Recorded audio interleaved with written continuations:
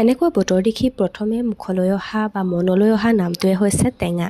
পিছে কি টেঙানো খাম সেই বুলি মই বাহিৰলৈ ওলাই গৈছিলোঁ। দেখিলোঁ মায়ে আচাৰৰ কাৰণে আম ৰ'দত দি থৈছে।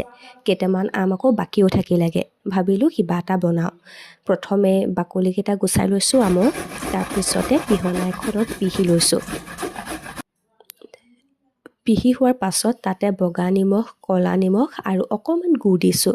ইচ্ছা কৰিলে ইয়াতে চেনিও দিব পাৰে, কিন্তু মই বগা বস্তুবোৰ অকণমান এভইড কৰিছোঁ। সকলোৱে জানে বগা বস্তুবোৰ অকণমান বেয়া স্বাস্থ্যৰ কাৰণে। তাৰ পাছতে ইয়াতে পানী অকণমান মিক্স কৰিলোঁ আৰু সোৱাদ অনুসৰি পুনৰ নিমখ, গুড় দি দিলোঁ।